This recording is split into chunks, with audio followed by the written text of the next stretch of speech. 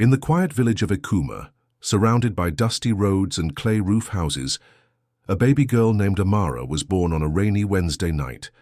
Her mother, Ngozi, was known across the town as a healer, a woman full of wisdom and light.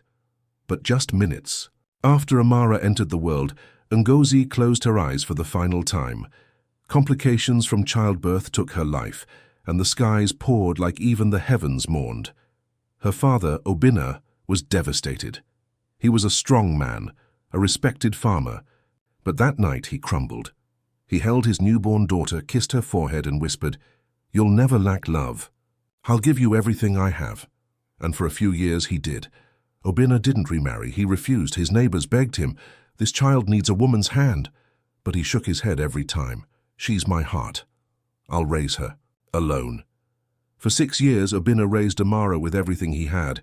He braided her hair clumsily, cooked burnt yam sometimes, and told her stories by firelight every night. She laughed, she danced, she bloomed, but peace never stays long in any story worth telling. One day a new woman came into town. Her name was Adaeze, a widow with piercing eyes, and a daughter Amara's age named Kioma. Adaeze was beautiful, charming in public and quick with words. The villagers loved her. Soon enough she wrapped Obinna into her charm. He started visiting her, and before long he married her. Amara didn't know how to feel. At first Adaeze smiled at her and said, "You're such a beautiful girl."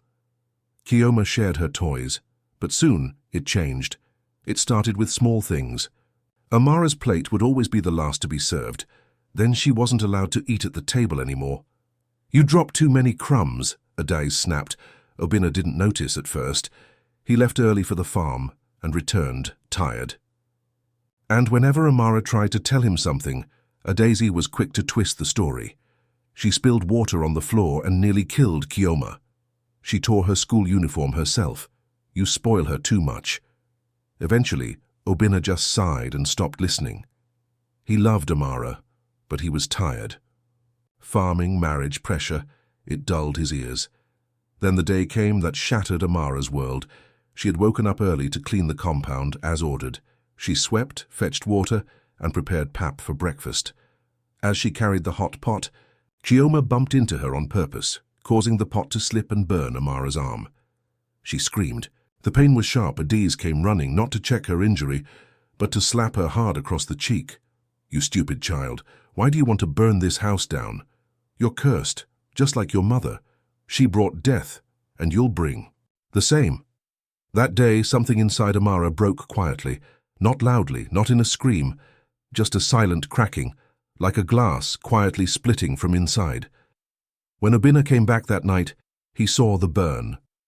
But again, Adaeze's lies washed everything away. She was careless. I warned her not to carry the hot pot. Obinna looked tired. He looked down, and he said nothing. From that night forward, Amara was no longer a daughter in that house. She became a servant. She washed clothes while Kioma went to school. She cleaned the pit toilet while Kioma played. She cooked, scrubbed, fetched, swept, and endured. Adaeze never stopped insulting her. Kioma copied her mother, mocking Amara every day. Still, Amara stayed silent. She never shouted. She never screamed. Her mother's blood ran through her veins, and Ngozi had been strong. But every night before she slept on the kitchen mat, she'd whisper to herself, "Mama, if you can hear me, send me strength. One day, someone will see me.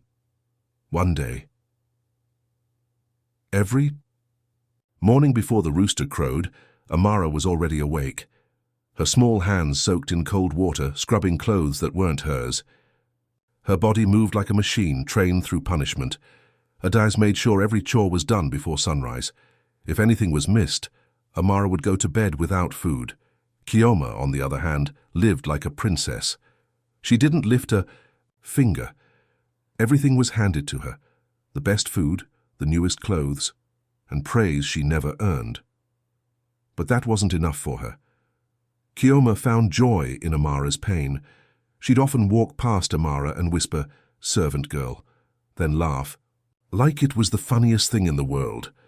One day, as Amara washed dishes in the backyard, she heard laughter. Not the cruel kind she was used to, This was festive, loud, and full of excitement. She tiptoed to the front gate and peeked out. Drums echoed through the village streets. Men in fine wrappers danced with carved masks on their faces. Banners were being raised, and villagers gathered in a crowd, smiling and whispering to one another. "The prince is returning," someone shouted. "Prince Ikenna is coming back from the city to choose his bride." Amara's breath caught in her throat. She had heard stories of Prince Ikenna, the only son of the great King Ume. The prince had been sent to Lagos for education, but now the king had commanded that he return home to find a wife from his own people. Rumor had it that the prince was not only handsome but kind, unlike many nobles. Back in the house, Daisy was already plotting. She called out for Kioma. "Your destiny is here," she said, smiling wickedly. "You will be the prince's wife." Kioma beamed. "Me? A queen?" "Why not?" Daisy snapped. "I will make sure of it. I've already spoken to Chief Madu. He's one of the palace councilmen. He'll get you in. But you must prepare. The palace will host all selected girls for a month. That's where the prince will choose." Amara watched from behind the curtain, her chest tight. A tiny part of her imagined what it would be like to be seen, not as a servant but as a girl worth loving. But that thought vanished quickly. "Amara!" Adais barked. "Yes, ma?" "You'll go too." Amara froze. "Me?" "Yes. As Kioma's maid.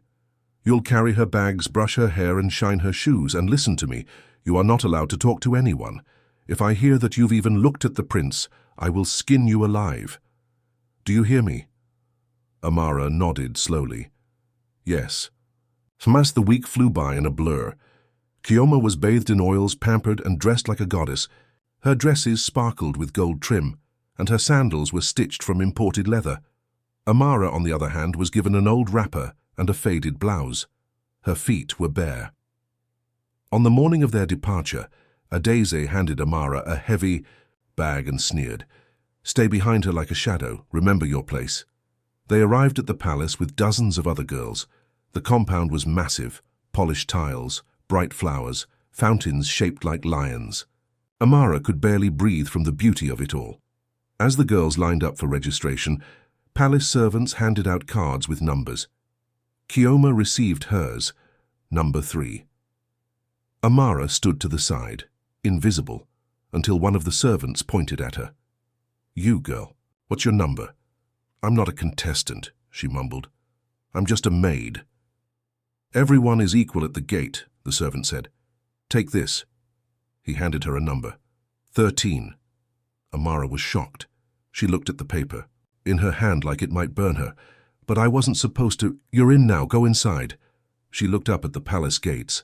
Her heart beat faster than ever before. This wasn't part of the plan. She wasn't meant to be seen. And yet, the gate had opened for her. Inside the palace compound, everything felt surreal to Amara. She walked like a ghost among royalty, afraid to step too loudly, too quickly, or draw too much attention. The other girls whispered, laughed, and tossed their hair, excited about the competition.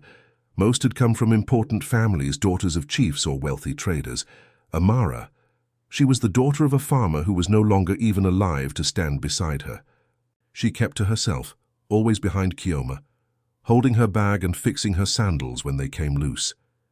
Kioma had already made friends with a few other loud, confident girls who walked like they already owned the crown. "This one?" one of them whispered, pointing at Amara. "She looks like she came to beg for leftover food, not a husband." Kioma smirked. "She's my maid. Just ignore her." That night, all the girls were assigned rooms. The palace was so big there were more than enough for everyone to have their own. Amara hesitated, not sure where to go, but one of the guards pointed her to a small room at the far end.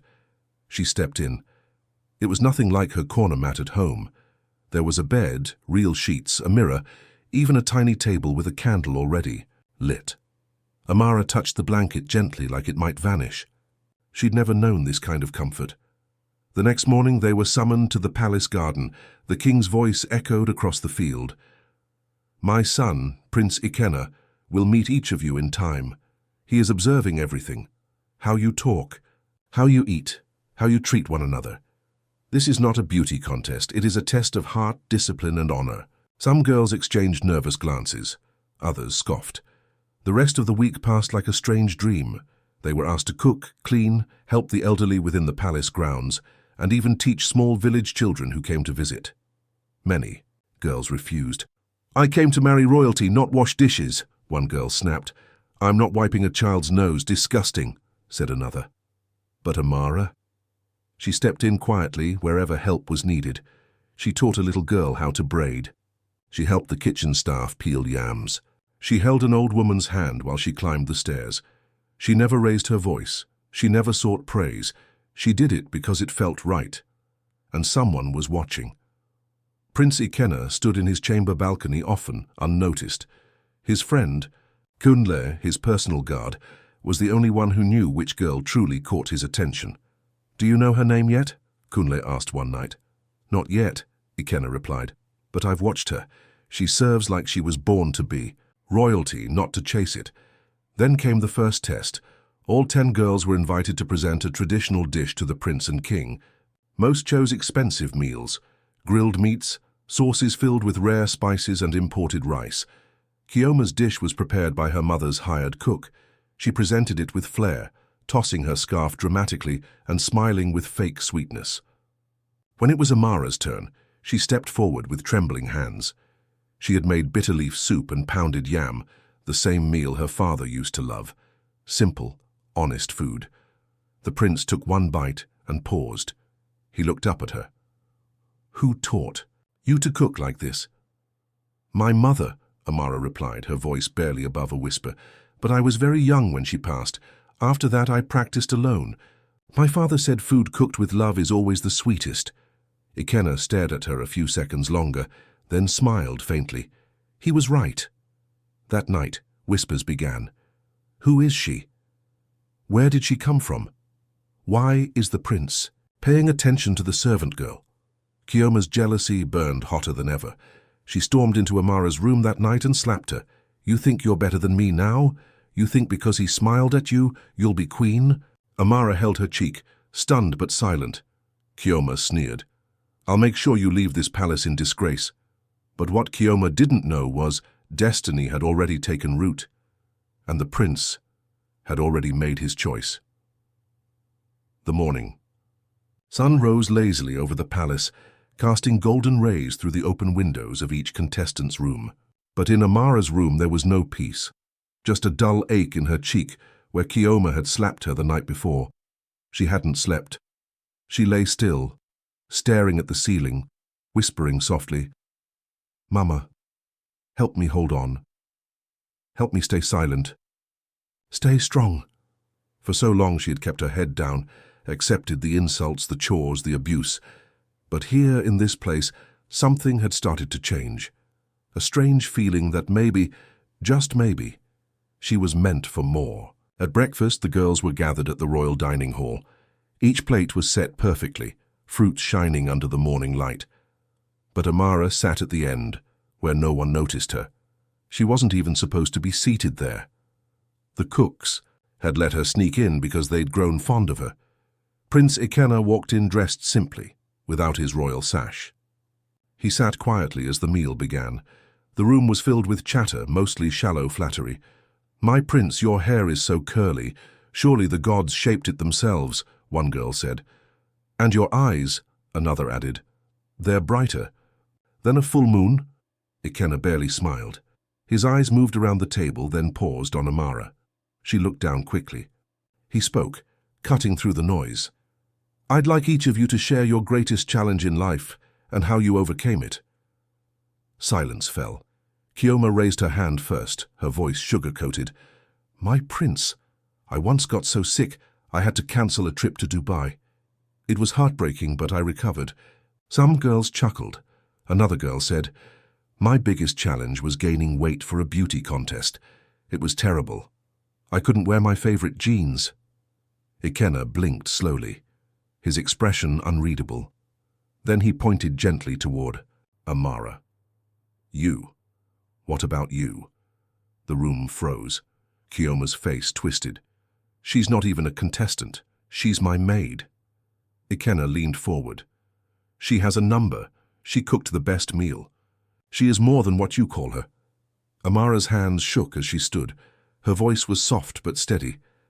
I lost my mother the day I was born. My father tried his best, but when he remarried, things changed. I was no longer treated like a daughter. I was punished for things I didn't do, insulted for being born. But I stayed, I worked, I listened. And I learned how to forgive people, even when they didn't say sorry." A stunned hush spread across the room. Ikenna nodded slowly, respect glowing in his eyes. "Thank you," he said. "That was real." Kioma's jaw clenched so hard. Her gums ached. The shift in the room was undeniable. Girls who had once laughed at Amara were now glancing at her with a mix of guilt and curiosity. That evening, the king summoned Ikenna and his advisors. "So, my son," he asked, "do you know who you wish to choose?" "I'm close," Ikenna replied, "but I need one more test, something to show me not just beauty but loyalty and humility." The next day, a surprise announcement was made. All 10 girls were to be tested with a single task. They would be assigned to the palace servants for one whole day. No makeup, no jewelry, no fancy clothes, just aprons and work. Chaos broke out. "I will not sweep a floor like a commoner," one girl cried. "I didn't come here to wash plates," yelled another. But rules were rules. Amara didn't protest. She tied her scarf, picked up a broom, and went straight to work, just like she had all her life. Chioma stormed into the kitchen, slamming plates, muttering curses under her breath.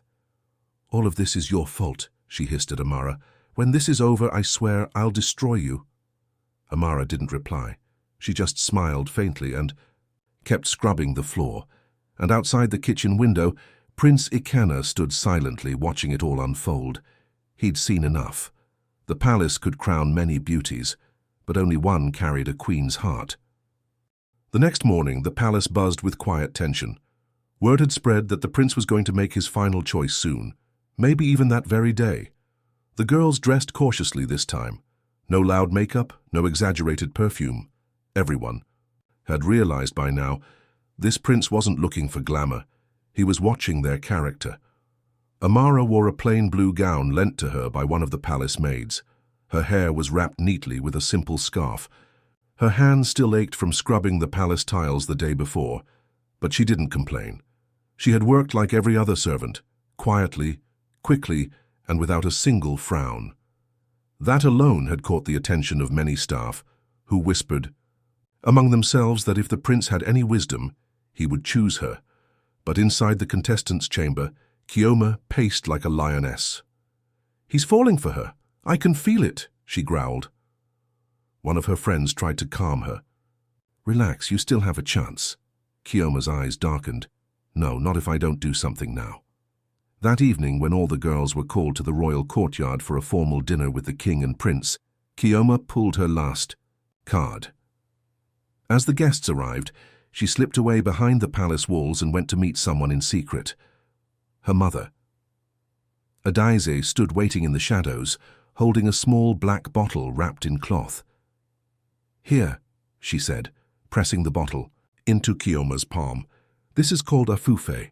One drop on his tongue while he sleeps, and he'll be yours forever. It binds his heart and soul to you."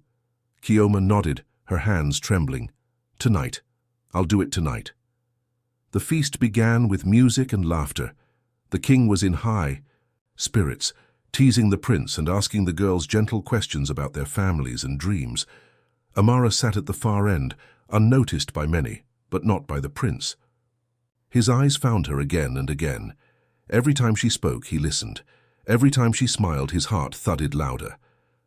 As the night wound down, Chioma slipped the bottle into her pocket and quietly followed one of the guards down a side hall.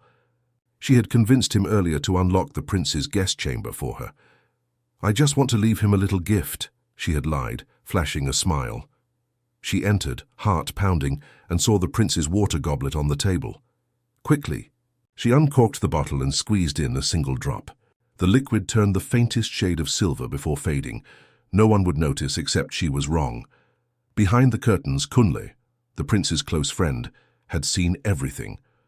Without saying a word, He slipped out and ran to find the prince. Minutes later, the prince and king arrived in the room. Kioma was still there, smiling proudly, unaware of the trap closing around her. "My dear," the king said, his voice stern, "what are you doing in here?" Kioma spun around, startled. I was leaving him a note, a thank you note." The prince stepped forward and held up the goblet. "And what's this?" Kioma froze. Her eyes darted to the cup, then to the prince's face. "Water." "Then you wouldn't mind drinking it," the prince said quietly. Silence. The girl didn't move. The king nodded, his voice cold. "That's what I thought." 2 guards stepped forward and took the goblet away. "It will be examined," the king said, "but I already know what we'll find. Guards, escort her out of this palace. She is disqualified immediately." "No!" Kioma screamed. "It's her! That cursed servant girl, Amara, she's tricking all of you!" The prince turned to her. His words were calm, but sharp like a knife. "Amara didn't beg. She didn't charm. She simply lived her truth, and that truth humbled this palace." Kioma fell to her knees as she was dragged away, weeping in rage. Back in the courtyard, Amara sat quietly, unaware of the storm that had just passed. Then Prince Ikenna returned, walked straight to her, and knelt before her in front of everyone. "My name is Ikenna, son of King Ume. I have traveled the world and seen many faces, but yours carries the soul of a queen. Will you walk with me into a future built not on pride, but on kindness?" Amara's eyes filled with tears. Her voice trembled. "Yes, I will." And for the first time in her life, she was chosen. Not to serve, but to be cherished. The entire palace erupted into applause, servants, elders, even the royal guards. It wasn't the kind of cheer one gives to wealth or beauty. No, this was the kind of applause that came from seeing justice finally served, from watching humility rise above arrogance. Amara sat frozen, unsure whether to cry, smile, or run away. All she could feel was the warmth of Prince Ikenna's hand gently holding hers. Her heart thumped wildly in her chest. After everything she had endured, she never imagined someone would kneel for her, especially not a prince. Behind them, the palace dancers began moving to the beat of traditional drums, swirling in bright colors. Her female servant leaned toward another and whispered, "That girl's spirit is different. She's carried pain with dignity. She was born for this." As the evening continued, Amara was taken to the Queen Mother's chamber to prepare for her announcement the following day. The Queen Mother, a regal but soft-spoken woman with silver in her hair and calm eyes, embraced Amara warmly. "You remind me of myself when I was young," she said. "Everyone doubted me too, but the gods do not crown people by mistake. You are where you're meant to be, my child."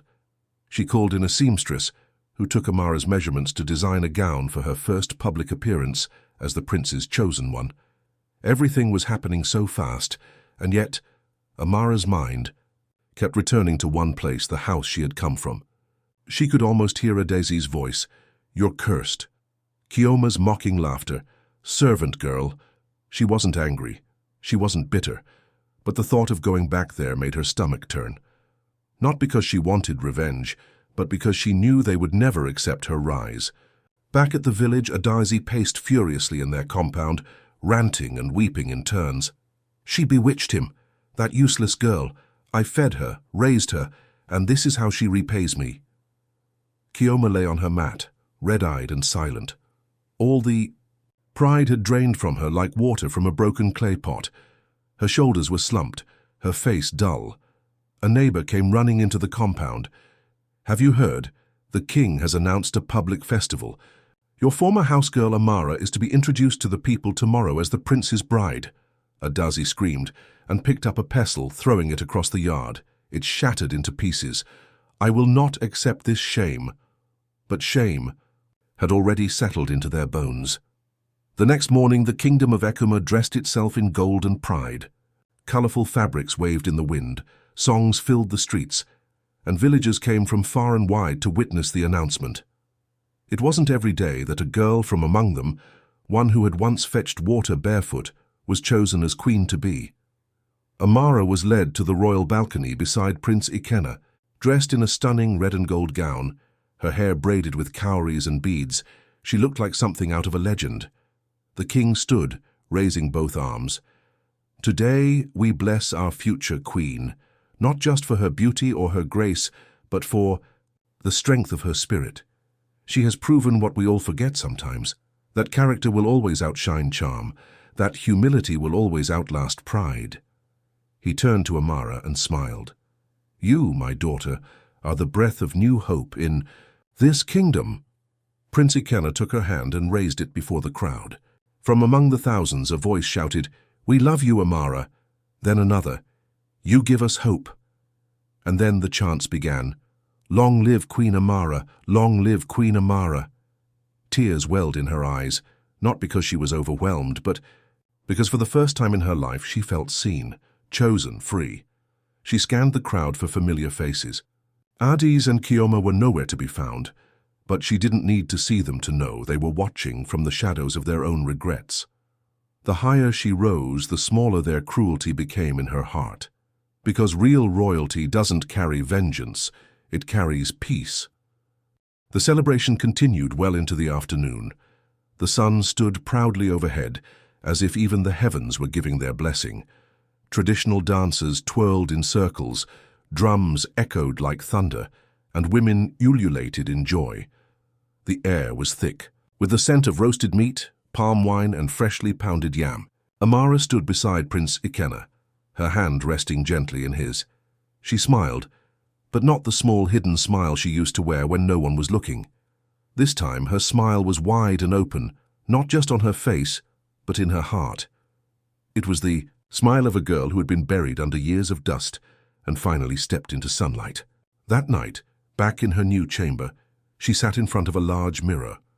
One of the queen's maids brushed her hair gently, humming a soft lullaby. Amara looked at herself, trying to reconcile this version of her, the silk on her skin, the gold, at her ears, with the one who used to sleep on the cold floor beside the kitchen. "Are you all right, my lady?" the maid asked softly. Amara nodded slowly.